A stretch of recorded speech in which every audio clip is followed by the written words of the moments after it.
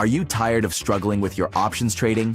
The highest paid online is having a March Madness sale on the VIP course. Use code MARCH40 to receive 40% off the VIP course. This sale ends on March 31st, 2025. Go to highestpaid.online and get started today. What's going on, y'all? It's David W. Williams, also known as a retail trader. And so what I want to talk about today is get some skills to take the deal in 2025. And the most important thing I want to talk about is what does it take to make you change? Because you have to start asking yourself, what is it going to take to make you change, right? So really quickly, the sponsor of the show is going to be the highest paid online options trading academy. Our sale will be over on the VIP course on the 31st. That's going to give you 40% off. I believe that this is probably one of the best options trading courses, but also one of the best options trading communities in the whole world. We've stood the test of time. We've gone through the pandemic. We've gone through all the people that had so much to say on YouTube. We're still here doing what we're doing. We got a long track record, track record of testimonies of people to where this course has changed their life. And I'm not saying that to kind of put us and put myself on airs. It's just we know the work that we produce in the real world. Okay, so if you're looking for somebody to help you change your life, but not just from an internet standpoint, but really change your life in the standpoint of where it'll show up on a balance sheet, but it'll also show up on a tax return, and you're willing to put the work in to get the results, right? I believe that we have something that will appeal to you, but you have to be willing to put the work in and focus, right? Because that's pretty much the archetype of the person that has had success in our program. Right. And I'm going to kind of talk about that because I built a lot of what we're doing kind of based on my experiences. And it's often given me an ability to reach out and I would say help people because of what I've been through in the real world. OK, you're not talking to a person to where people looked at me when I was younger and they thought I was going to be successful. Right. You're not talking to the person to where I was the most popular. People like me. People were, I was, Mr. Popularity. I a lot of times felt like people really didn't understand where I was coming from. And that has impacted how I deal with people. I try to be very understanding of people because I know what it feels like to be misunderstood. What I just ask people to do is to be just as understanding of me, right? Because we kind of live in a world now where people have this attitude to where everything's about me and what I got going on. The internet has kind of created that environment. So we're doubling down on a lack of understanding of other people, right? So I know what it feels like. And so what we're talking about and get some skills to take the deal. You're talking to somebody to where before I finished college, I already had 2 technical certificates. Why? Because I realized that I had to get an education to try to improve my situation in this world, right? Because we kind of live in a world to where they roll out a track for you. And if you don't agree to that kind of track or kind of that formula, then their attitude is kind of like, well, you're just going to be a throwaway, right?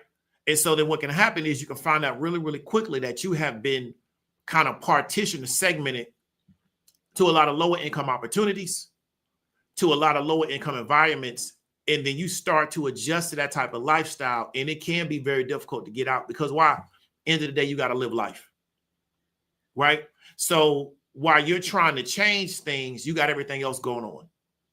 And people can find themselves stuck because, again, if you make $50,000 a year, 9 times out of 10, that's going to be your peer group.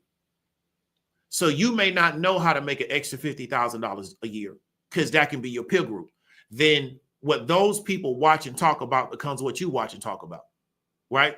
So then you don't often get exposed to anything that can take you to a higher level. So you can get trapped in these environments, right? And we're going to kind of talk about that.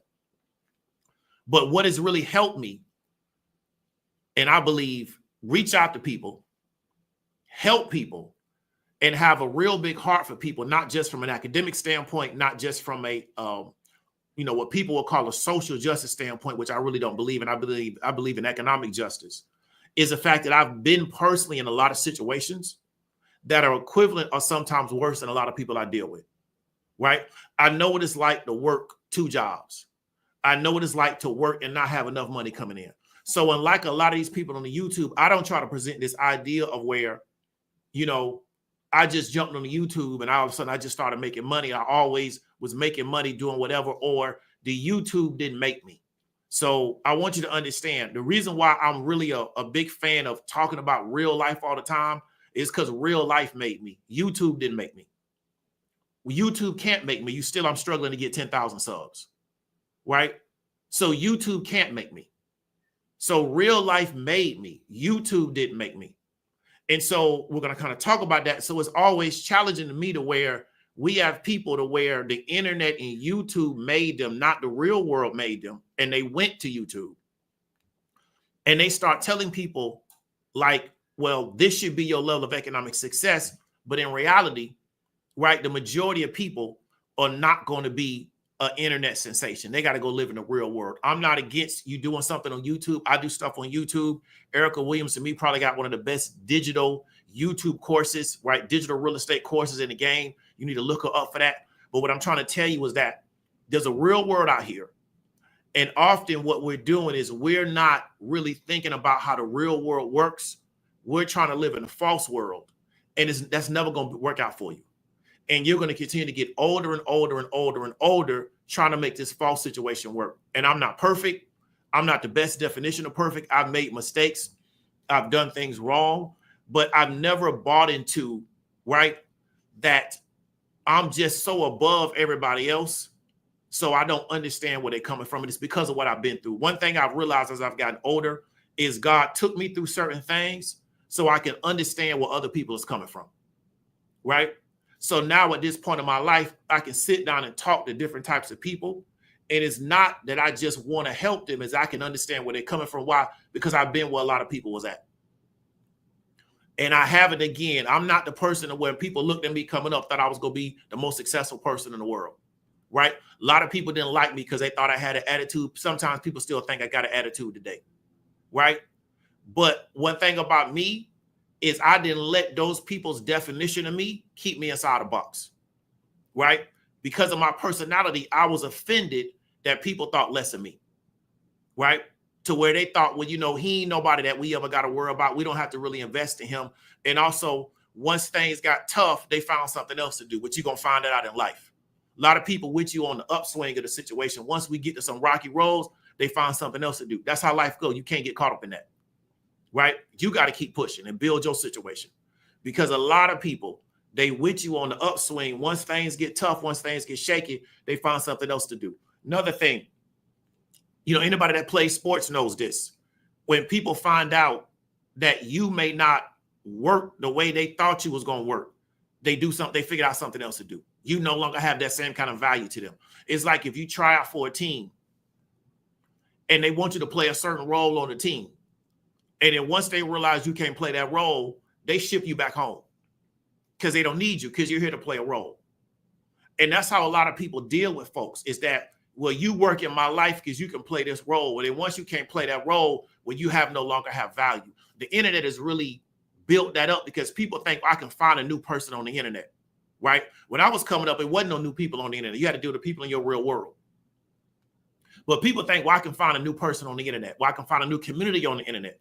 So they quick to discard people, right? Or they quick to put people in positions to where if you don't hit all these particular check boxes, you don't have no value to me, right? So I know how that feels. So I don't do that to people, right? So people will deal with me and find out 6 months later, right, I may have not liked something they was doing, because one thing about me is I'm not perfect, so I don't hold nobody to no standard of perfection, right? I just don't like a lot of BS around me. But nobody's perfect, myself included. Nobody has it all together.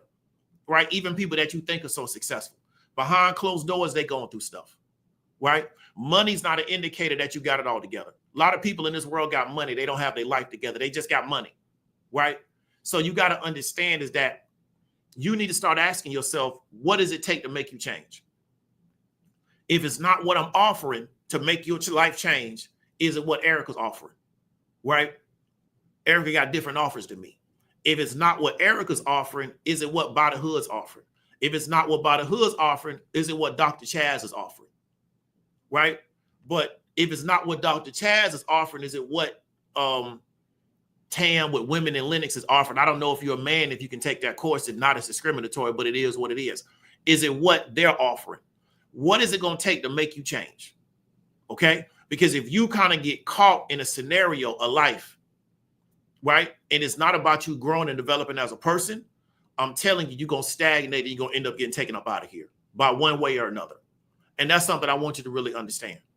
So you need to start really examining your life in the real world. I know about the bell curve. I know about normal distribution. Myself, Dr. Chaz, Ray Gunn, right, who came to both my events, Miss Tori Helms, right, other people. We're outliers in this game, but it's going to take the outliers to change this thing, right? This system already got the people in the middle trapped. It's going to take the outliers to change it. The question is, what type of change are we trying to make? Are we taking people in the good direction? Are we taking people in the bad direction? Right? But it's going to take the outliers to change it. The people that's part of the normal distribution, they can't change it. And so we got to really start asking ourselves, what is it going to take to make you change? What is it going to take to make you put yourself in a position where you say, you know what? I'm tired of this. This ain't working out for me. I'm in a cycle. I'm in a rut, term my mother used to use, and I need to figure out a way to get out of this. Because if not, I'm just going to repeat this the rest of my life until I just get up on out of here. And what can happen a lot of times, we're going to talk about that today, is you can accelerate your demise by a lot of the stuff that you're involved in, and you looking at somebody else, but don't realize that's you too.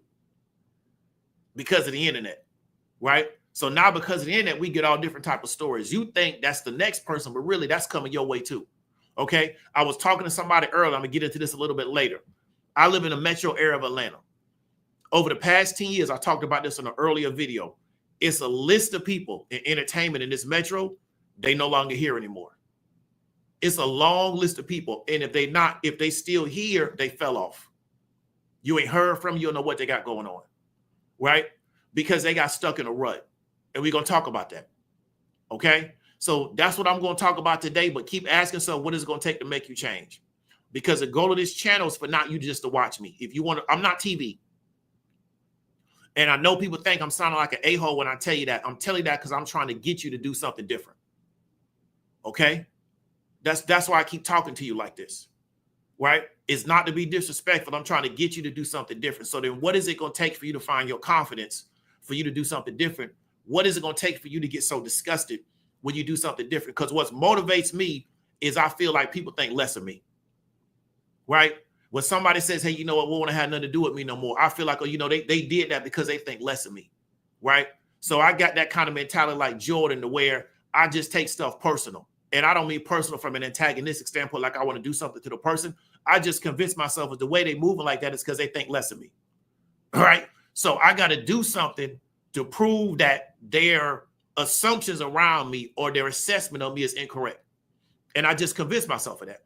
And that's what motivates me. And I just keep doing that to myself over and over and over and over and over again. Because again, I grew up playing a lot of sports. You don't know what you got with somebody till you go through something with them. Right? As long as we winning, we don't know what we got. We know what we got. We think we about to lose or we take a loss. Real quick, we in the tournament, right? This is something I learned from Calipari, who coaching at Arkansas. I don't know if they still in the tournament. He taught me, you never want to take an undefeated team into the tournament. You want to know why? Because you don't know what you got. See? You don't never want to take an undefeated team into the tournament. So a trick that a lot of coaches do is when they go into their conference playoffs, they let them people just play. They don't really coach that hard because we need to see what we got before we get into the big tournament. Because if you take an undefeated team in a tournament, you don't know what you got because why? We ain't been under the stress of losing. We'll find out once we think we're going to lose if everybody going to stick together, if everybody going to start falling apart. And what most people do when things go negative, they fall apart, or what people do is they create a reason to drive everybody apart. So they trying to preempt the fallout. Right? So that's what I want you to understand. These dynamics are real, okay? But that's what motivates me, is I think people think less of me. I think people, you know, one of the reasons why I started what I'm doing right now, the options, because I was working with somebody and I felt like they didn't respect what I brought to the table. So I said, you know what? I got to do my own thing. Because I felt like they was trying to little boy me. And I'm not no little boy under no circumstances. I ain't been a little boy since I was 19 years old, which was a long time ago, right? So I felt like they was trying to little boy me. I say, well, let me go do my own thing because they was trying to put me inside a box. And I don't like nobody put me in a box because I'm not going to put you inside a box, right? So that's what I want you to understand. So let's go ahead and get into it. I don't want to have no long monologue because I know people told me they like me to get straight to it, right? So here's what we're going to talk about. What is it going to take for you to make a change? So let's talk about Deion Sanders. So some people found out Deion Sanders just got a new deal, right? He gonna make $10 million a year. I was talking earlier this week, right, about Deion gonna take the role that Mel Tucker had. I said Mel Tucker done played himself about the game, right? Deion gonna get that slot. So Deion now making $10 million a year. Now I want you to understand something, right? This guy has been coaching for over a decade. Many times we go into a scenario and we want the situation to happen overnight. So let's read this real quick. The school says the extension increases Sanders' yearly base salary to $10 million this year, making him the highest paid coach in the Big 12. That's the conference that he's in, right? So the deal was reached with 3 years remaining on the existing 5-year, $29.5 million deal he bought from Jackson State, right? The AD says he revolutionized college football, which is correct. He's restored CU football to the righteous place as a national power, right? They're coming off a 9-4 season. When Deion got there 2 years ago, that was a one-win team. There was a one-win team when they got there 2 years ago, right? This is what people don't talk about, right? I did multiple shows about Deion. People came in, talked about he don't know numbers. He don't know the X and O's, yada, yada, yada. I tried to explain that ain't what coaching is about on that particular level. Coaching at that level is about building an organization and building a staff. It ain't about X and O's at that level. That's for high school coaches, right? Your coordinators got no X and O's. You as a coach, you're the CEO of the organization, right? But we want to get in again. This is years in the making, right? I remember when Deion started his school out there in Texas, right? You know what? That didn't work out. He kept going, right? You can find YouTube videos on him coaching kids out there in Texas in high school. Some of the same stuff he was telling them kids in that high school, at that charter school, he's selling the same stuff to that team now. He really has not changed. He just stayed consistent with what he was doing, right? So some of y'all that's too young to remember Deion coming up, you don't really know who he is, right? What separated Deion from a lot of people is, one, he didn't play himself out. He had that one incident where he'll admit that he almost committed suicide. He had that one situation. But since then, it's just consistency, right? What he understands is that I have to give people something to look at so I don't fade into the background, because we know that people don't respect consistency, especially if you're a black man and you got positive consistency. People ain't gonna pay no attention to you. So he know he got to do the jewelry and the stuff to get people to pay attention. He talked about that during his Hall of Fame induction, that he had to create a character to get people to pay attention to him so he can get paid. But you're just looking at consistency. So now the money coming in, the big bread coming in, $10 million a year, right? Now, here's what people are not going to get. The reason why he needs to make this kind of money is so he can pay his staff. So when all those people was getting mad and trying to make little content and these fake revolutionaries and these fake leftists on YouTube, right? And saying, well, he shouldn't have left Jackson to go to Colorado. Not understanding is that he's had people on his staff that was with him when he was coaching youth ball in Texas. If you are coaching for Jackson and they paying you X amount of money, unless the budget gets expanded, you can't pay your staff. So that's why I asked the one dude when I did the particular show about Deion that called in, how is he supposed to hire and recruit and do these things if the money's not in the budget for him to do it? He said, well, I don't know, because you're talking to somebody that don't look at budgets. So the benefit of going to Colorado is now the budget gets expanded, so everybody that you carry with you, you can finally pay them. And these people that's been with him since he was in Texas, right? In fact, people that really know ATL football, Ray Gunn may know it. They know Kevin Mathis. He used to play for the Falcons. He been with Deion for a minute. You see what I'm saying? So he now can finally, because the budget's been expanded, I can pay these people that's been with me, because I'm making $10 million a year. Now there's a budget to break my people off. You feel me? So it takes time to get in that position, right? And often what I want to tell you, and I ain't trying to have church with you, you often will not get into a position that you can't handle it, because you can't handle it and God know you can't handle it. Because if you get into a position and you can't handle it, just like Mel Tucker, you're going to play yourself right out the position. So we got to hope that Deion don't do nothing crazy to play himself out this $10 million a year. But often you not ready for a position that you want, and God know you're not ready, so you ain't going to get it. Because a lot of y'all can't handle a high level position like that. You're not ready for that yet. You want it because you see somebody else having it, but you're not ready for it, especially the money. I know a person that taught somebody how to do this type of business, right? And it was a cash business. So this person went from making like $4,000, $5,000 a month to making like $10,000 a month plus what they was already making, but it was cash, right? So it was a cash business. So every month they're getting $10,000 cash, right? This person started drinking a lot, started hitting the casino every weekend, just blowing money, super trick and turned into a boss trick because now you can afford it, right? And what the person told me was that they couldn't handle making $10,000 a month. See? So they found out that what they thought they wanted, they couldn't handle. They had not been prepared to make that kind of money. They didn't have the discipline. So once the bread started coming in, they played themselves right out of position, right? So that's what I want y'all to understand. Sometimes when you're trying to go, it's going to be a process because you right now, you can't handle it. But when you're looking at Deion, this is a long-term process to get to this point, right? But for people that just started watching him when he went to Colorado, they don't know that. They just know, hey, he was coaching Colorado 2 years ago. Now he's making $10 million a year. When he was coaching ball in Texas and wasn't getting really paid for it, they weren't paying attention because why? It didn't get their attention. Right? It wasn't a hot story on the internet. But that's often where you're getting built up to be in these type of situations. It's a process. So at 55 years old, now he's making $10 million a year, right? But it's about consistency. It's about being a blessing to other people. And if you look at his staff, right, his staff don't look like nobody else's staff. And that's something that people don't talk about, right? A lot of people got a staff. So the question you want to ask yourself, we're talking about getting the skills. What skills do you think Sanders has that allows him to attract talent to Colorado football? I don't mean the players, I mean the staff. What skills do you think he has? Because if he was such a terrible person, why would anybody want to come work with him? Right? And so you got a lot of people. You got this one dude on the internet. He's trying to just be the contrarian because that's how he makes his money. And he's constantly criticizing Deion. But people that know what time it is know that when the industry that this guy works in put him in position and told him, you need to build out a team for what you do. We've done empowered you. He couldn't get nobody to work with him because why? Don't nobody like him. He got bad relationship skills. See?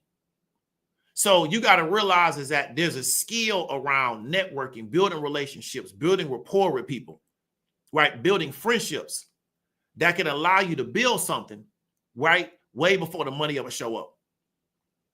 See what I'm saying? So you got to ask yourself, what skills that Sanders has that allows him to attract talent to Colorado football? What skills that he has that what people will get with him and work with him all these years, even though the money really not like that, because they believe in the vision that he has.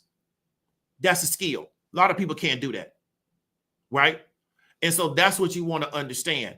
You need to try to figure out how you can develop the skills that's going to put you in a position to be successful. And they all not going to be technical.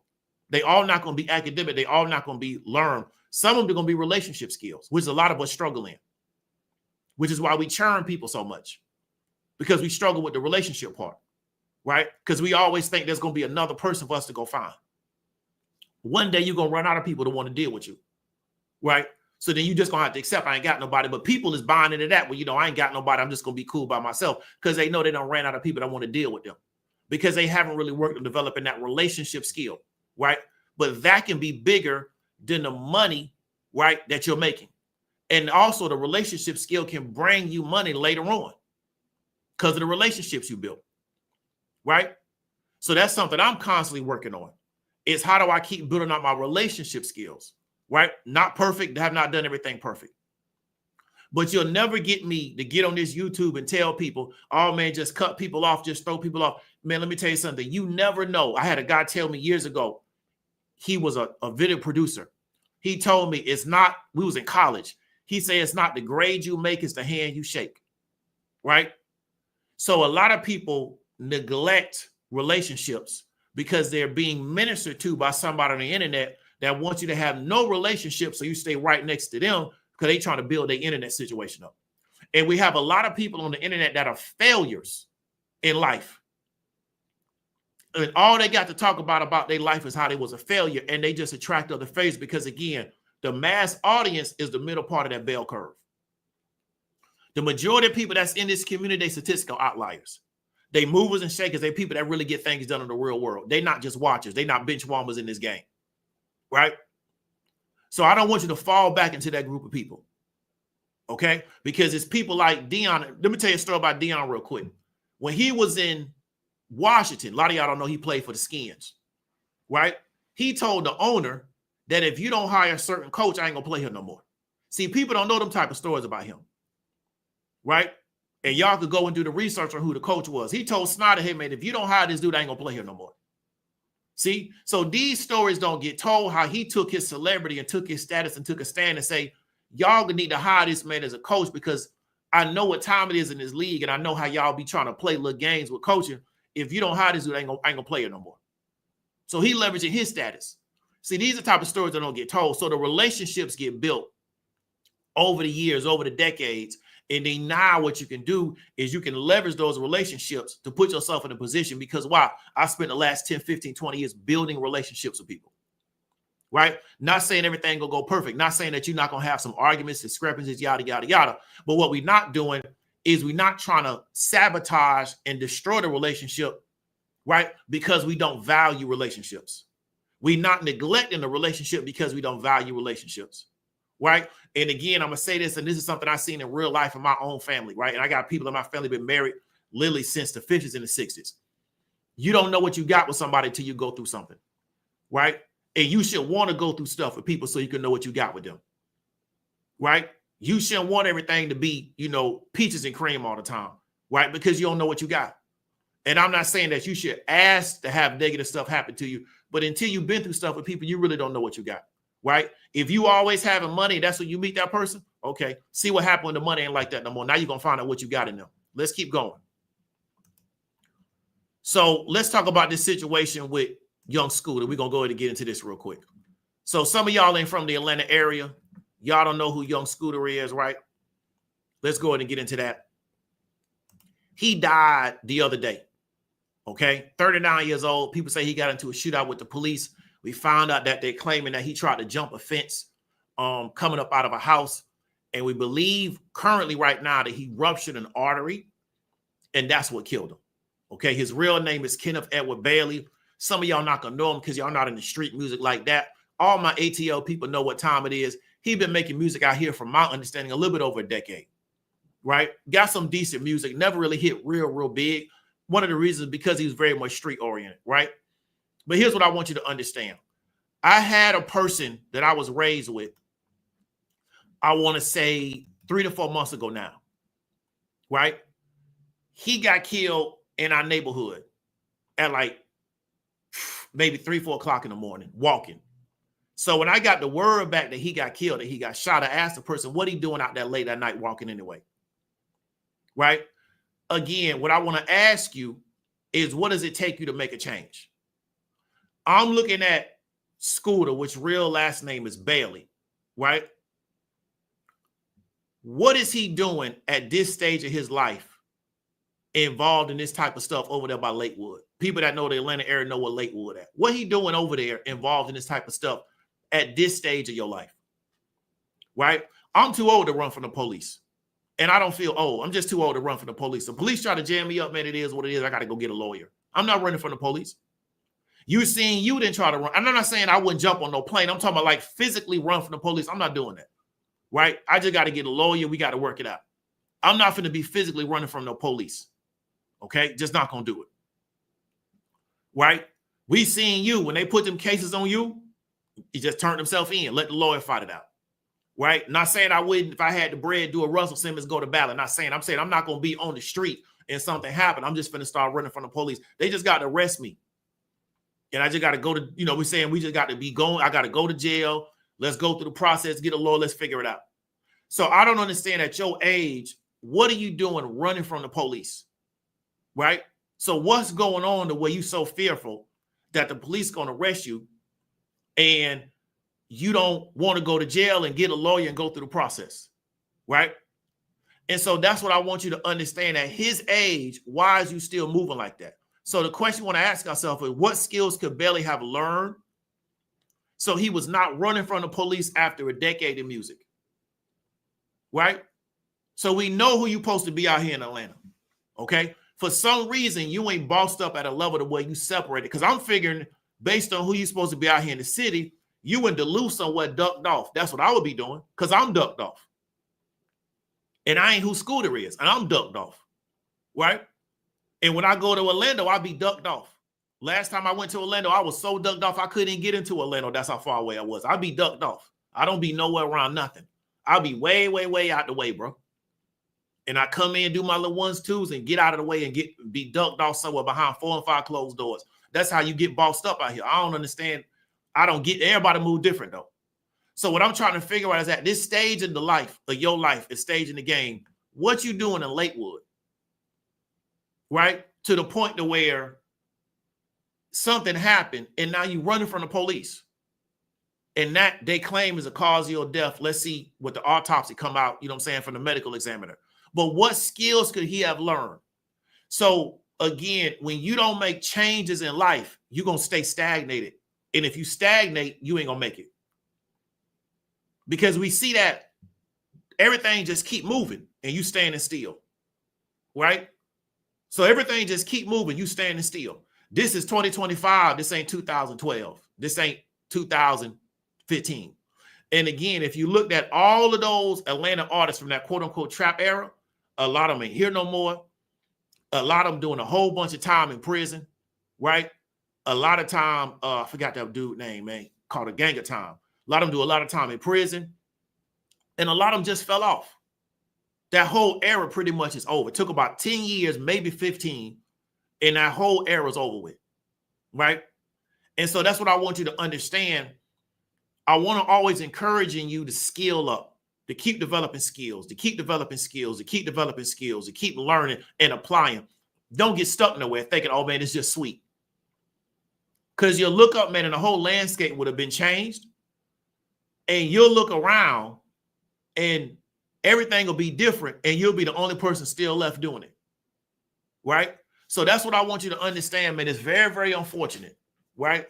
But at this stage of the game, why you not ducked off somewhere, bro, and just chilling, and you come in and do your little 1-2s and get up on out? But everybody move different. But I don't understand the desire to be doing day-to-day stuff at this stage in the career for anybody that's big, that got a rep and got a track record in the game. I don't get it. But everybody different. Some people addicted to it. I wasn't, but everybody different, right? Let's go to the next one, right? Let me go here. Mr. Kingston, right? So some of y'all don't know about Sean Kingston because he had a song pretty much over a decade ago. His mother and himself got convicted in a $1 million fraud scheme, right? Sean Kingston and his mother were charged with defrauding sellers of high-end vehicles, jewelry, and other goods, prosecutors said. So out there in Fort Lauderdale, because he had a crib out there in Florida, they were convicted, $1 million worth of fraud. He's 35, his mother 62, been charged with 5 counts of wire fraud. Says they took possession of high-end vehicles, jewelry, other goods by pretending to have paid for them through the use of fraudulent documents, according to the U.S. Attorney's Office in the Southern District. Each count, so they got 5 counts, maximum of 20 years in prison on each count, prosecutor said. Defendant scheduled to be sentenced in July. Sean Kingston got a bail under some real severe conditions. He pretty much got to put one of his houses up and come up with like $250,000. His mama's still locked up. They ain't gonna let her go, right? Real life. To me, when I read the indictment and read what was going on and read the conviction, to me, they was trying to finesse people. It was a finesse scheme, right? It is what it is, right? His mother already had some issues in that scenario in 2007, right before he got big. For whatever reason, they got involved back in it. It's not alleged now because they've been convicted, right? And for whatever reason, they didn't take no plea. They didn't want to take the plea. They tried to fight it in court. It is what it is, right? So it looked like they was trying to finesse, because one of the biggest challenges is that when the police showed up at one of his houses, the property that was in the house, but it was saying they was using false documents that claimed they paid for it, right? And the court found that to be fraudulent. Again, what skills could, we'll talk about Kingston. What skills could Kingston could have learned so he don't have to engage in fraud, right? At 35 years old, you looking at 5 counts, right? You're looking at 20 years for 5 counts. So 20 times 5, that's a lot of time in prison, but that's the maximum. So they may cut you some slack on it, right? But what skills could he have learned so he don't have to engage in fraud, right? So these are questions we got to ask ourselves. Then what skills are we learning? Okay? Because I talked about earlier on, a lot of people, they know every scenario in the world is trying to go ahead and try to do something business-wise and trade-wise, and then you can't, they don't know nothing. But they got all the insight. If you got so much insight, tell me what the next real estate play gonna be. Give me that insight. So these are questions we got to ask ourselves. Sean Kingston got his situation, but what skills are we developing, right? So we don't stall out and start thinking about, hey, let me try to work this quick move real quick. Because, you know, he only had one hit. But he had a nice house. He got some nice property. So he got to be some money coming in some kind of way, right? So he must do shows or whatever. But I remember him having that one big song long time ago when he was like a youngster. You know what I'm saying? So that's what I'm trying to say is that as things slow down in one area, what skills are we developing in another area to keep the ball rolling, right? So we ain't got to start making crazy choices that's going to get us caught up. Now you got a Fed case. You and your mama got a Fed case. So if y'all go to prison, who going to take care of the houses? Because ain't nobody going to be at home now. You know what I'm saying? And then who going to pay the bills while y'all locked up? So y'all mess around and lose your house because you ain't paying the property tax. See what I'm saying? So these are type of things that happen. But again, what skills could he have learned? And then what skills are we learning? So we don't get caught in a rough spot and then we starting to do little weird stuff to try to make some money. Okay? That's what we want to ask ourselves. Let me keep going. So let me talk about this particular organization. So I talked about earlier, I've done a lot of stuff, got 2 technical certificates, done a lot of different things to make money, right? Work my way up the income level, right? Didn't start, you know, I just didn't just show up making 100,000. Wasn't none of that for me. Work my way up to income level. I remember one year, man, I made $15,000 a year, right? Real life. And just manage my situation that way. Did a whole bunch of different things to make money, right? But I never lost sight of I can continue to improve myself to get better. I learned from a lot of different situations. This situation fell apart. I learned from it, kept pushing. But I got a heart for people that's in certain income levels because I know what it's like to do that type of work. I'm from a service city. I'm from Orlando, Florida. That's a service city. It's a lot of service jobs there. I know what these people go through. So let me show you something else because we're going to talk about skills. Let me go ahead and share this out real quick.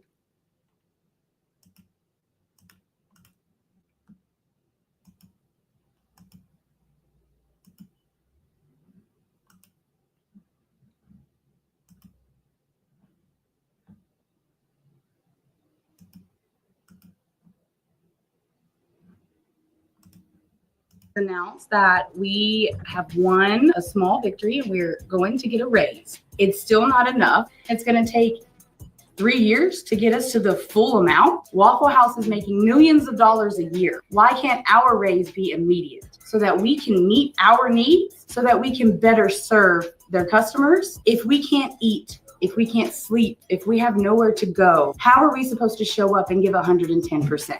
I need my money and I need it now. It was okay. So these are people working at Waffle House. They trying to get a raise. Okay. Hopefully you can hear that audio. So again, what skills can they learn to put themselves in a position to where they're not just fighting Waffle House for money? And I'm gonna kind of talk about that. But what skills can they learn? Let me show you another one. There's a union out here in the South. I'm not against them trying to organize people. I'm about organized labor. And I'm going to talk about this. I want to get a little bit deeper. So they're trying to get money out of Waffle House. I don't like Waffle House. I've eaten there one time. I was not impressed. My nephew went there. He got mad because they didn't have certain food because he's from Virginia. Where he out of Virginia, I wouldn't say it's bougie, but it's a little bit higher income. So they don't have no Waffle House. So he was out here, got to go to Waffle House. I was like, yeah, I'm an IHOP guy. I don't like Waffle House, right? And then I be seeing all these YouTube videos. People be in there getting jumped and all kind of stuff. Yeah, that ain't the place for me, homie, because y'all ain't going to do me like that. Right? But I'm not a fan of Waffle House. So let's go to this next one, right?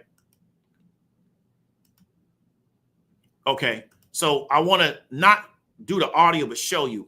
They're going to Zaxby's and they're asking for a livable wage of $25 an hour. asking for more security because they felt like this particular location wasn't safe. They want to end sexual harassment, and they want to end retaliation because some workers protested, right, because of violence in the workplace because they don't have adequate security. Guess they want armed guard there, and I can understand that, right?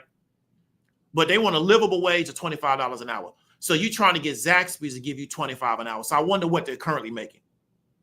Okay, so these are the things that people are fighting for because currently they don't have the skills, right? And they also don't have the organization, but most importantly, they don't have the skills as an individual to demand a certain amount out of the particular economy, right? So we talked about $25 an hour. $25 an hour is about $52K a year, right? That's really not a lot of money. But again, it's what people are making out here. So they're asking for 25, which means they're not making 25, right? So we were talking about earlier about people saying, well, you know, you need to, when you go out on the date, you need to be paying X amount of yada, yada, yada. Okay, cool. Does a person that makes $52K a year deserve the date?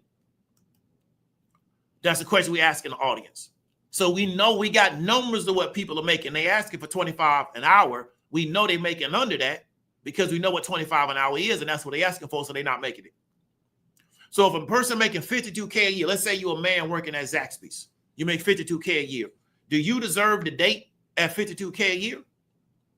Right? Because we know that people saying there's a criteria of how much you're supposed to spend per day. And I said again, they're disregarding any income data, right? They're disregarding what people actually make, okay? Let's keep going. If no, how much should they make this to date? So if we're saying that, well, you know what? Because you can't afford to present a certain lifestyle to people because you make $52K or under, right? How much should they make to deserve the date? Let's put some numbers behind it. Because again, until we start, one of our biggest problems is because we can't frame things from an economic standpoint. We just be talking on the internet without acting like you live in a city and there's hundreds of people in that city that don't make that kind of money, right? I live in the metro. I can go to Hartsfield. It's 1,000-something people in Hartsfield barely making $50,000 a year. These grown folks got kids, families, a whole 9 yards, right? But because we letting YouTubers who are millionaires off talking on YouTube tell us about relationships, what they know, right? They're an outlier from an income standpoint. So how do they frame it for a person that's making $50,000 a year? Let's put some numbers around it, right? Talking about, well, you know, if a woman makes $400,000, women don't make $400,000, right? A woman that makes $400,000 is in probably the 99% on the standard deviation, right? This woman right here is asking for $25K. I'm sorry, she's asking for $25 an hour. She don't make no $400,000 a year. That's just the average woman working at Zaxby's. So when we can't frame things from an economic standpoint, this is designed to keep our wheels spinning but never come to a solution. These things got numbers attached to them. Next question. What skills can service workers learn so they don't get stuck as service workers? This is something I want to talk about. No disrespect to this union. They doing what they doing because we have an acute situation. But what this country has done to us is it's stuck. It's made us stuck as a community, not as an individual, right? I can escape from something individually. It don't mean my community got out, right? It don't mean my family even got out. It just means I got out, right? So we got to start asking what skills can they learn so they don't get stuck as service workers? Because if you go to these people's Instagram page, you got people that's in their 50s and their 60s talking about their experience as service workers at Chick-fil-A, Waffle House. I forgot the other place. At that age, right, we would want to make sure that you get upskilled the way you don't have to deal with that at that age. But if you go to a lot of these smaller towns all over the South, right, this is what's going on. It's a bunch of people working in restaurants because everybody can't work at the factory. Or the place has they've de-industrialized. You see, there's a lot of places in North Carolina. They've de-industrialized, right? So there's not a lot of manufacturing jobs anymore. So if you don't go to college or you don't learn a good solid trade, you end up working in the service sector. Then you're going into the service sector as an unskilled independent contractor. So you pretty much got to take whatever they give you. right? So restaurant work is always available to you. So I got a brother-in-law, he's from Gastonia. Gastonia is full of restaurants. I know how that plays because I'm from a city full of restaurants. You don't really make a lot of money working in these places, right? So we got to start asking what skills, because let me show you something real quick, right? Let me go ahead and get off this page. I want to show you something conceptually what I'm talking about. Okay.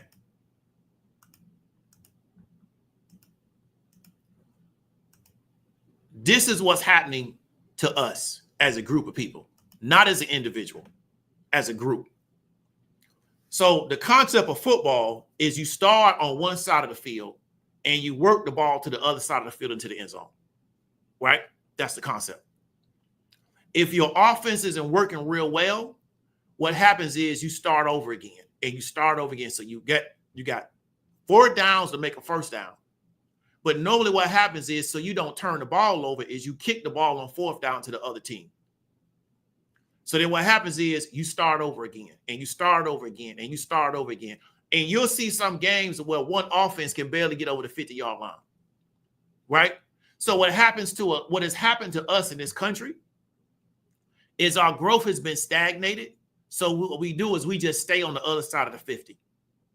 We never get the ball close to the end zone, right? It's just we get the ball, we go to the 30, and we get stuck there. And then something happens and we end up going back to the 10. Then we start at the 10 again. We might get to the 45-yard line. Everybody get real happy. Something happens. We get pushed back to the 20. Then we start at the 20. We get to the 45-yard line. Something happens. We get pushed back. We start at the 5-yard line now. Then you get to the 30. Something happens. And then now you get pushed all the way back into the end zone, right? You're almost about to get a safety. Then you start. And so what happens is when our communities, we keep doing this over and over again. We in 2025 shouldn't be fighting with the service industry to give people $25 an hour. We should have, as a group of people, as a community, moved out of these particular jobs and let these Latinos do that and let them fight these folks. But because we keep having these scenarios where we stagnate and there's no real leadership to get us out, we're dealing with acute situations with no long-term goal. So not making a certain amount of money right now is an acute situation. What's the long-term goal for these communities? But if we're constantly putting out small fires, we can never deal with the long-term goals. That's what this system has done to us. So individuals might get out, but individuals don't make a community. You understand what I'm trying to tell you? What built this city called Atlanta, you know what built the city?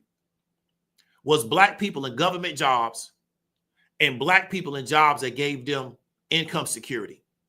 Used to be a lot of manufacturing jobs in the city, but a lot of Black people in Atlanta built themselves up through government work, whether it was state, local, or federal. But a lot of it was state and local work, right? That's what built it, right? And you can go look at the economic data to support that. The majority of people that lived in this city wasn't no celebrities. That's not the majority. You can't build no city off celebrities. Don't work that way. So when you lose that stability, everybody starts to slide backward. You get a lot of instability to where one person becomes successful, but nobody else in the family can figure it out. So the one person, they trying to pay all the bills and support everybody else in the family because they don't figure it out, but nobody else ain't figured it out, right? So that's the issue. So what happens is you just keep sliding back. One person becomes successful, you slide back, and you'll keep doing that. At this stage of our experience in America, we shouldn't be still fighting with people over $25 an hour. We should have moved past that stage. But again, we can't sit down and talk numbers. We can't sit down and have an economic discussion. We get presented with leadership who are told by their leadership that you can't have these conversations with Black folks, right? Then if we get upset enough, they bring in a pastor who say we just going to pray on it and ain't nothing that's going to happen after that because he get paid to do that, right? You got another pastor looking at Target chart talking about something, we bringing their stock down. They stock been going down all year. That ain't got nothing to do with that, bro. We keep getting these imposters who are being sent to never solve the problem, and then we aren't trained how to solve these problems in our own local groups, right? So we keep sliding back, moving forward, sliding back, and it's going to keep happening over and over and over and over and over again, right? So that's one of the reasons why I'm so passionate about what I'm doing, because I still run into people on the internet primarily, because that's where I do a lot of my content at. And we sit down and say, let's put numbers of stuff. Let's build a model based around numbers, and nobody don't know what to talk about. And these people got college degrees. They work corporate jobs because it ain't their training. Because the system has decided you're not going to be the person that's going to ever be able to figure that out. We worry about that type of stuff, and you get what we give you. So if it don't work out for your folks, who cares? But we never going to give you the training to learn how to solve these type of problems. That's why I had to figure this stuff out on my own, because I realized these people ain't never going to teach me this. Right? So that's what I want you to understand. Before we get up on out of here, right? Human development, we talk about developing people. It's comprehensive and holistic, right? It's not the one thing, because we're being attacked on multiple levels. So we'll solve the income piece, but the relationship pieces don't work. So that's why we got a lot of individuals that make money, but they don't have no community or no group. It's just individuals that make money. And the world is run by groups of people, right? So the world is run by groups, and I got Negroes on the internet talking about something. I'm finna do it all by myself. What the world is run by groups. I just watched something where Elon Musk and the whole Doge team, which is a group, was talking about what they was doing in the government. That wasn't no one person. But you got Negroes making $60,000 a year, or you got some chick making $90,000 a year telling them, I'm finna go do everything by myself because I can't depend on nobody else. You ain't gonna have nothing because you're dealing with a group. So if you come up against the Doge group and you by yourself, now what you gonna do? You got the richest man in the world, and you got everybody else that come from money, and you making $90,000 a year by yourself. You're going to get ran over. See what I'm saying? So it's holistic. It's comprehensive. It's a lot of different aspects to build people up. How can we create an environment to allow people to develop as a whole human? Right? So that's why I just didn't teach trading. Taught larger macroeconomics. That's why we brought the mindset coaching into the VIP, to understand how can we develop you as a whole human, right? And I don't come from a mental health standpoint, but I understand that's an issue that a lot of people are having. They're not able to trade because of a psychology issue, because of a lack of discipline, lack of impulse control, things of that nature. How can we develop you as a whole human? Because it was for me working on myself as a whole human that allowed me to become successful, right? It wasn't just that I was just good at this one thing and I just wrote that one thing to success. I had to really work on myself as a whole human being and keep doing it over and over and over again, right? So how can we create an environment to allow people to develop as a whole human, as opposed to thinking, well, you just get this one piece down and everything else going to work out? Life don't really work that way, because we could have the money down, but we don't have good relationships. So then we're not able to be effective in this world because we don't have good relationships, right? Or we are about relationships, but we can't figure out any economic issues. Or we can figure out economic issues, but our health situation is terrible, right? So how can we do this from a holistic and a comprehensive standpoint? And how can we create an environment that allows people to do it and everybody play a role? So I bring in my piece, everybody else bring in a different piece. We come together and create a holistic. That's why I don't go back and forth with people over certain stuff, because it don't add up, right? So that's what I want to talk about. Appreciate the super chats. But I always want to ask you, right, again, before we get ready to close out, what does it take to make you change? Because it's about you. It's not really about these people we talked about. They're just examples, right? What is it going to take to make you change? I talked about what it takes to make me change, will motivate me, right? I feel like people is looking down on me. I feel like people is feeling like I ain't got what it takes. They feel like I'm not going to turn out, right? That's what motivates me. That sounds weird to some people, but that's how I get motivated. I use certain stuff as motivation. I use it as fuel, right? Because I've dealt with that in my life. And that's why I'm sensitive to it. And that's why I can resonate with that in other people, right? Because I know how it feels of people to feel out, you ain't never going to turn out. Okay, cool. Or I can't put you inside this box. You don't fit inside this box, so let me go do something else. I know how that feels, right? But what does it take to make you change? You may feel something different, but you got to kind of ask yourself that question, because if you don't do something different, you really going to look up. It's going to be 2030, and you're not going to be in the same situation. You're going to be in a worse situation. It may take you 5 years to change stuff, but at least you work 5 years of trying to change instead of just doing nothing. Because if you do nothing, I'm telling you, you're going to look up. It's going to be 2030. You're going to be in a worse situation, right?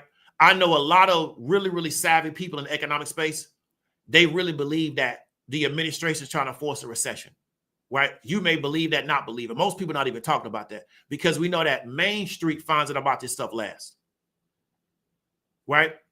So if they are trying to force a recession, right, what skills do you have to get you through the recession?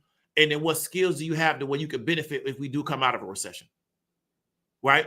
Now, you can say, hey, I don't believe in that. And I could be 100% incorrect. I'm not saying that's going to happen, but I know a lot of savvy people from the macro standpoint that believe that this administration is trying to force a recession because what they're trying to do is they're trying to get this debt restructured. And it's hard to do it at these particular interest rates, right? They want to change the bond situation, right? And I don't run a doomsday channel with a bunch of people that think the earth is flat and, you know, there's a middle earth, but even though it's a middle earth, it got a sky. Like, I don't run with those type of folks, right? I don't run with doomsday people. I run with people where we really sit back and think about, like, where's the macro going and how we can put ourselves in a position to benefit from it, right? I don't run with the people that going to tell you every day the real estate market's going to fall. That's not the people I'm running with, okay? So I'm coming from that particular space, right? So again, you want to ask yourself, what does it take to make you change, okay? I think that's really, really important. I'm going to put up the invite. Anybody got any questions, comments, or disagreements, come through, and then we go get up on out of here.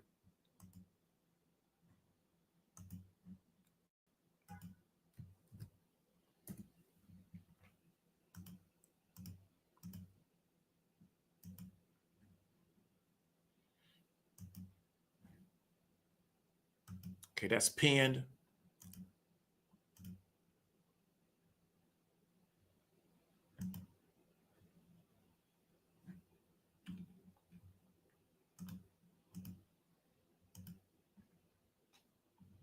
So Tori Helms, man, appreciate the $3 super sticker. Appreciate it. Ray Gunn, man, appreciate you for coming through, being a mod. Appreciate the $2. Corporate checks, appreciate the $1.99. Tech Homeboy, appreciate the $1.99. High school, college courses called Perspectives. Appreciate it, bro. Well, I mean, hit your network up, man, and put them in high schools and colleges, bro. Just put your network in. Hit up your network, bro. I know you got the network to do that. Let me bring in Mr. Dennison. You can hear me? Oh, you can hear me. I have some background noise. Shoot. The commonalities I have between all the two stories of what I've seen so far. You can hear me? Yeah, do me a favor, Dennison. Drop that background noise and come back through, bro.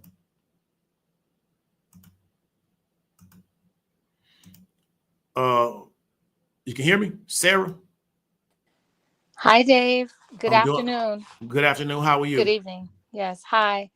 Thank you once again for always dropping some wisdom. I have an answer to one of your questions regarding how can we help our fellow service workers. Or Yes. What I was thinking of with service workers, since everything, as you've mentioned before, and I'm sure everybody else has seen, is moving towards AI service and self-service. Mm-hmm. How about instead of begging these owners or these shareholders for a raise, why not some of the service workers look into upscaling into technology? And what I'm talking of is the self-service units that I see in McDonald's, Hardee's, Wendy's. Me individually, or maybe if I was a manager, because I have a heart for people like you, I would see what opportunities exist within the company to position my employees for that type of training.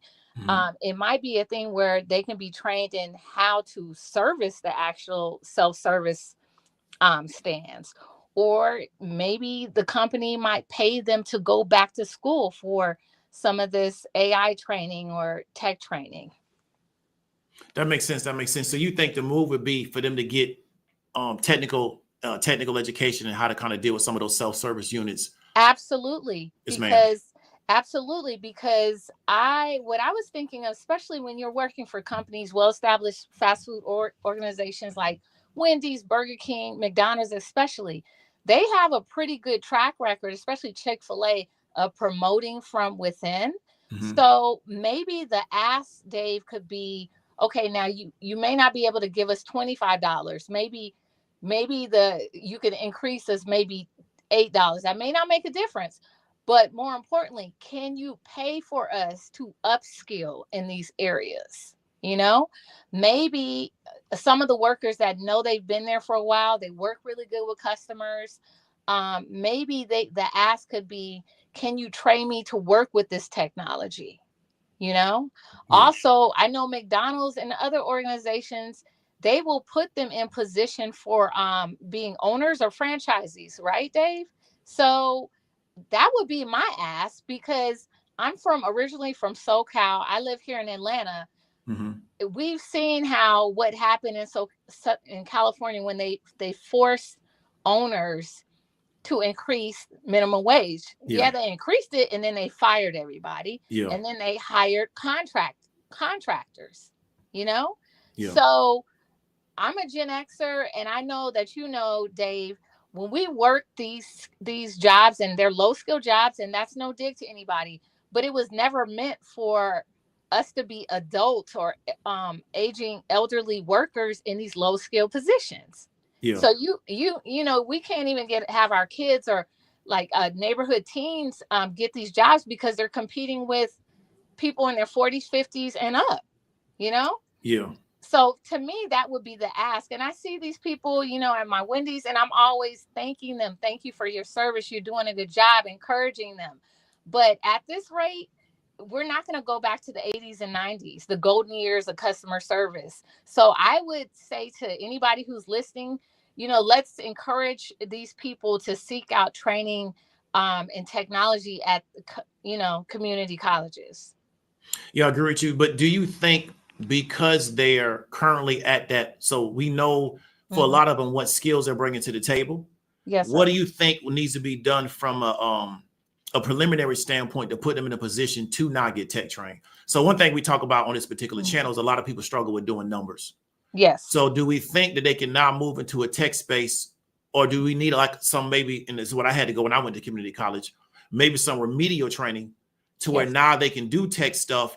Because that may be the challenge, because what is their education level currently, which could be the reason why they're doing service work at the surveillance stage. I agree with you, Dave. No, definitely, because we're all about, we need to look at the numbers and where they are individually, and not just, I guess, chronologically by age. Yes, ma'am. So I think if I was a manager, and like you have a heart for people, I have a heart for people, I would first maybe approach, you know, the owners, you know, with this, and then say, hey, let's filter through our employees, the people that have a certain level of education.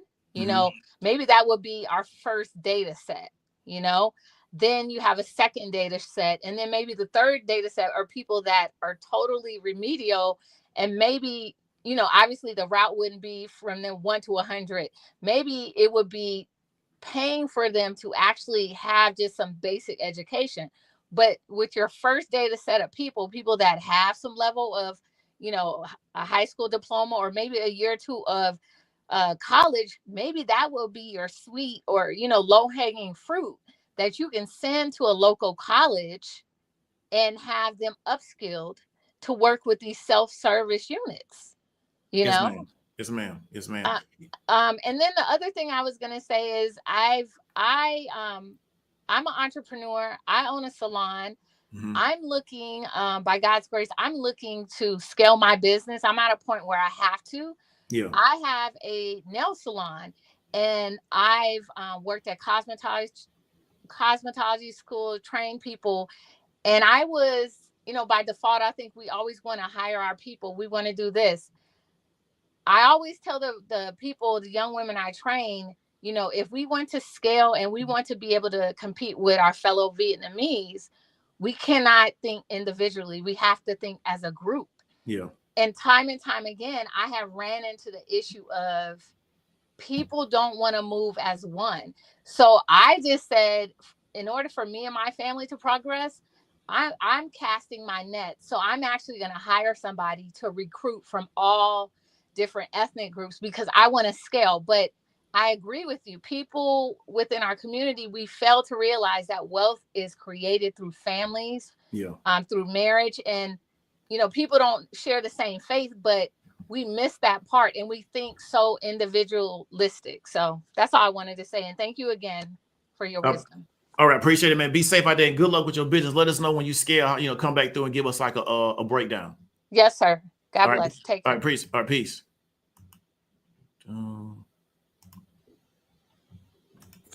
Hey, you can hear me? Yo, you can hear me? Yes, sir. Perfect. Shoot, like the older lady was saying, that the common theme I've been seeing over and over again is that there's no growth. And the reason for the lack of growth, I believe so, is that there's no communication. There's no understanding. And here, what I mean by understanding is from the different generations. Like the older generation don't understand, the younger generation don't understand. And not only that, the older generation, they were so busy working, putting their children to school and whatnot. Yeah, there's no community. You know how they say, they will say, you're only strong as your weakest link. I may call it, or what's that saying? Oh, you're strong as your village. The village. There's no village. I mean, I understand being individual. I mean, even if you want to go to that trope, you gotta like what you said earlier about Elon Musk and the Doge cheat and how he hired all those youngins, right? They versus the person who made $90,000 a year. Yeah, that's cool. They made $90,000 a year, but guess what? The Doge team, they make like $60,000 a year. If I'm saying, if every individual person, guess what? They will trump that person who makes $90,000 a year. In fact, I'll go as far as that person not gonna have the means to find the different types of teams of people, and not only that, he'll have to develop. Oh yeah, I've seen that with me doing my business. You have to, if you're looking to do your business by yourself, there's only so much you can do. But when you have a team of people, you can find that you're the right team. You got people that can point you. Even with the people being in the athletic space, it's crazy. You would think they will have this understanding, but even they don't see that. They have an agent to tell them what team to go to, what type of lawyer, what type of accountant to have to manage their accounting and whatnot, so on and so forth. But to make a long story short, I ain't trying to hold up the mic. In order to truly have growth and prosperity, I mean, I don't want to say prosperity, but posterity, I'll sort of say, you have to have community, and you got to understand the value of community. Okay, I feel you, man. I appreciate you coming through, man. Be safe. Peace. All right, so big up to Dennison for coming through. Jared, man, appreciate the $3 super sticker. Mr. Sneed, appreciate it, bro. And Azra SP, appreciate the $9.99. Yeah, I mean, I've been through stuff in life, bro. Like I said, I ain't finna get on this YouTube and act like everything was peaches and cream, and I did something wrong 25 years ago and never ain't do nothing wrong again. Like that wasn't my lifestyle, bro. So I can relate to folks. A lot of people I just think can't relate to people. They also don't want to relate to folks. I can't relate to certain stuff, but I can relate to a lot of stuff, just in real life. Internet, yeah, I don't know about that. But big up to you, and I appreciate the super chat.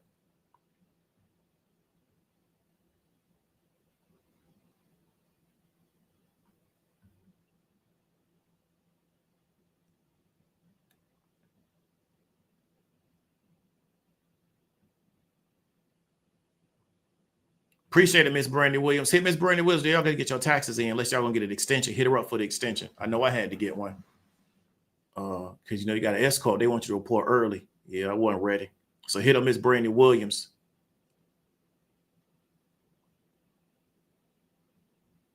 So LC says, how are we competing for jobs with immigrants just getting here? Because everybody talking and not doing nothing. That's the real reason.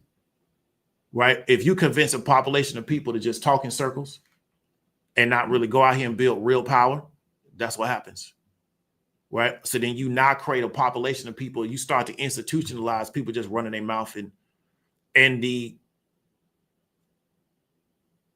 that's what it is. I think me personally, and this is my own personal perception, the smaller your group is, the more effective they have to be. Right? I think the larger your group is, the more kind of slippage you can have with your group. There's around 40 million of us. That's really not a lot of people inside the United States. So I think there's a skew. And I also think that people across the world think they're better than what they really are. But because of that skew, I think it negatively hurts us. right? So I just think because we're a smaller group of people, not having certain numbers in certain areas it's even more detrimental to us. Where if you're looking at a much larger group of 200 million people, they can afford to have 50 million of them just be idiots, right? But if you're 40 million people, you can't have half your group being idiots and being, not really on the ball. And again, I think we got a lot of people that are really not on the ball, but they think they are, and the internet adds a lot to that. Because in real life, they would get addressed, but they just jump on the internet. A lot of stuff gets affirmed.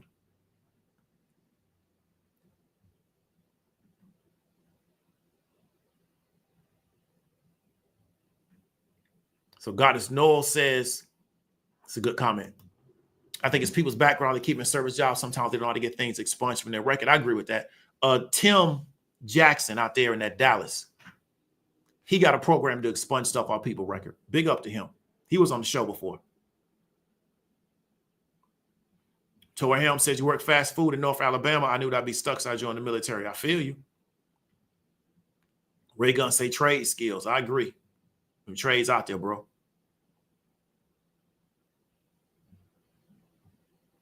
Yeah.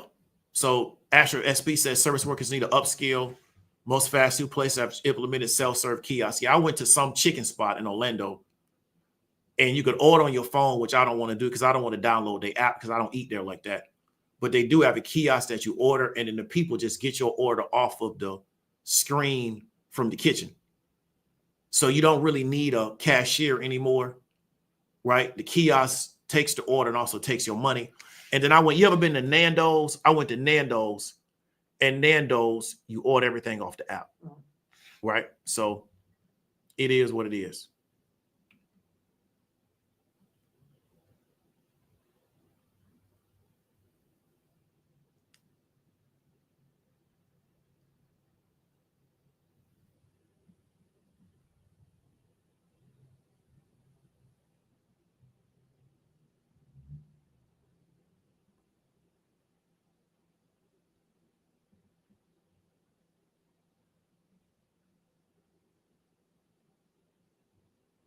So you talk about Sean Kingston. He could have learned accounting, real estate, any business. I agree. Dr. Chad says trucking company, anything. I agree with you. A lot of stuff he could have done, especially he was so young. He could have got into a lot of different lanes because he had youth on his side. He's still young now, but he had youth on his side. He could have got a lot of real estate and stock for dividends. I agree with you, right? He had youth on his side at one time. So I don't know what happened to bro.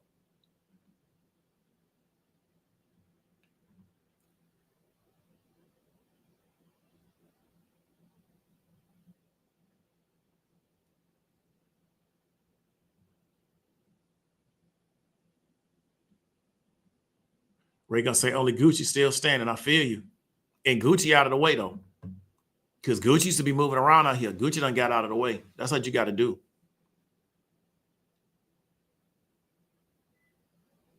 Anthony Russell says, arrest me, he gonna bond out. No time for the okie dokie. I feel you. I don't get it, but it's unfortunate because he gone. So I don't get it, bro. Like it's just weird. I don't know. I'm not from this city though, so it could be something I'm missing. SGB, what's going on? Nothing much, man. How you doing this evening? I'm doing great. So what do you have that pertains to what we talked about today? One of the great points I thought that you brought up was about mindset. When you talk about, how you deal with individuals within your courses for trading. And I think that to move the goalpost forward, a lot of times we have to work on people's mindset. And I heard the woman speaking about companies, training up people for these different tech jobs and everything that comes up. A lot of these companies already offer those things. Like I see, let's say, for instance, Amazon has programs like that where they will, get you into these specific programs. So they offer these things in a lot of companies. And if people aren't in the right mindset to believe that they can do these things as well. And I'm saying that from someone, I've been a software engineer for 20 years. I've been in the tech space, for over 20 years. And there's so many different things available for people, but getting people to get out of a mindset that they believe that this isn't for them, this career path isn't for them. I think that's a whole nother thing that we have to address, because there's plenty of opportunity out there. And then the last point I want to make is, before I got into tech, I used to be in the military. I served in the military for 5 years. And one thing I think people have to understand is there's a threshold. There's only so much that the market can bear. And being in the military, if you know anyone that's been in there, like, the pay is what the pay is. You can gripe all you want to about, well, this is my job, I wish they paid us more. They're going to let you know what the pay is off rip. As soon as you join the military or whatever your rank is, you're not going to get any more or less, no matter how much you want. And when I got out of the military, I had to look at, okay, what lifestyle or what do I want to achieve financially or whatever in life? And if that's, specific vocation is not going to offer that, you can cry all you want. You have to go, try to look and see what the market will bear. And for me, it was going into tech, to get the lifestyle and the salary and all those things that I wanted, because I was not going to get that in the military. They were only going to pay me XYZ so much, no matter what, my rank was, or I won't say no matter what my rank was, but even then there's a limitation to how much money you can actually make in the military. So I think people have to take the time, like you said, look at the numbers at that too, because what you may be asking for, the market will not bear that. And you have to kind of lean toward those things that will give you what you want. So that's all I have to say about that. Okay, so let me ask you a question, because I appreciate you breaking that down. What do you think, before you went into tech, what do you think made you a good candidate for that particular space? Or did you have to spend a lot of time from a remedial standpoint making yourself a good candidate for that space? Now that's a very good question. I would say I was already, I went into the military to do something very specific, but even before I went in, I had already went to college before I went to the military and gotten my degree in engineering. But I will say this, working in tech has nothing to do with math or anything like that. A lot of it is just problem solving and people getting over the fear of that. So I think for me, even before I went to college, like having a curiosity about solving problems or building things, I think that's what made me a good candidate for looking into going into tech, is that I love to solve problems, and I like to look at things from a certain way or build things creatively. Because I tell people all the time that I meet that maybe in another vocation, and I would just tell them, like, you're a great problem solver. If you wanted to go into this field, you'll probably do really, really well or whatnot. So I think maybe, once again, I think it may be part of it is a mindset, because I can tell you out of, like I said, for the many, many years I've been doing it, it has very little, you don't have to have strong math skills. You just have to have strong problem solving skills. Okay, I appreciate that. Yeah, I always thought you had to have strong. That's why I never really got into programming or coding, because I thought it was a heavy math thing. It's not that I can't do the math. I just thought you had to be like really skilled in math to do that type of stuff. No, sir. And I tell people that all the time. Like, I probably, even, in engineering, it's 20 times more math than in software engineering and whatnot. But I can tell you right now, I like I said, I've been doing this for 20 years. I can't recall a time that I've done maybe something more than 8th or 9th grade math. Dealing in software engineering. It's not that. It's, to me, it's more about problem solving. It has zero to do with math. Okay, that's eye-opening. I'm glad you told us that, man, because I had no idea. I was thinking that everybody in that space, man, was, you had to be like, high calculus level just to get into the space.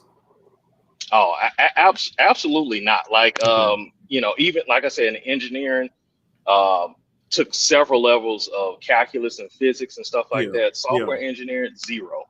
Okay. You just problem solving. And Okay. yeah. So yeah, that's my 2 cents. And just to add one more thing on there, and I've been on the show one time before, and I think we was talking about trading, and I do algorithmic trading, and I also teach people that as well. And a lot of people are afraid of it because they're like, oh, I gotta know. I'm like, no, it's literally problem solving. If you can do basic multiplication, addition, and divide, you can do this. It has, and I like you saying, I think it's a mindset, and a lot of people get afraid of going into a space like this because they think that they don't have the skill sets for it.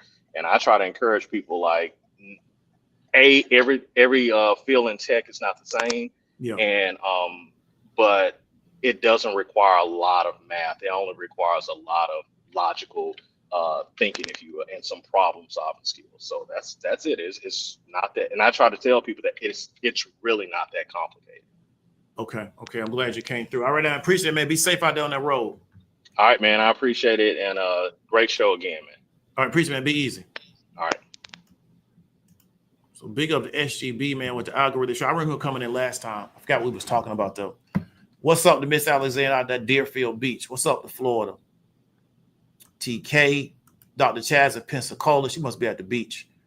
Corporate Checks out there in Detroit. What's up to Salt Lake City, Utah, Rosenberg, Texas. GC, what's up with it? What's up to Ant Dog out of Stafford? Okay, let me go down to the bottom to get these last ones.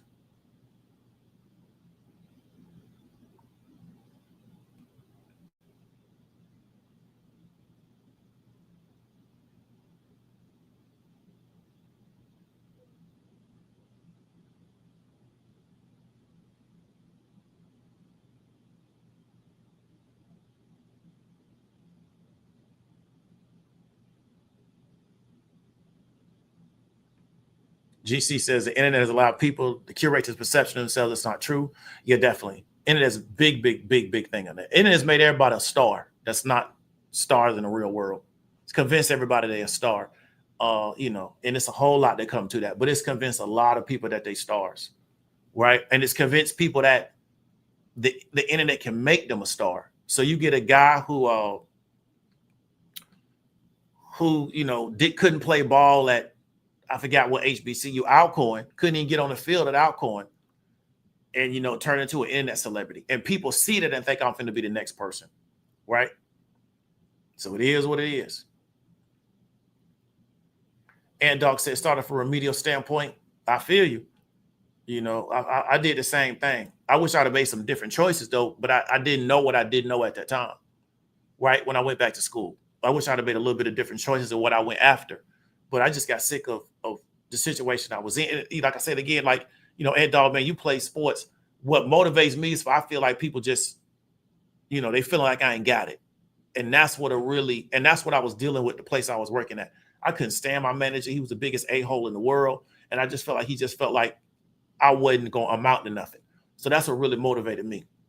You know, sometimes what you got to do, you got to use somebody else to be your motivation. You know, it just is what it is. Everybody got different things that motivate them. So we're going to get up on out of here. Appreciate everybody for coming through. But again, just want to really ask you, you know, think about what it's going to take to change your life. Put yourself in the best position to be successful and get some skills, or take the deal in 2025, 2026, 2027. It's going to just keep going on and on forever until you get up on out of here, right? So let's get up on out of here. Y'all be easy. Stay safe.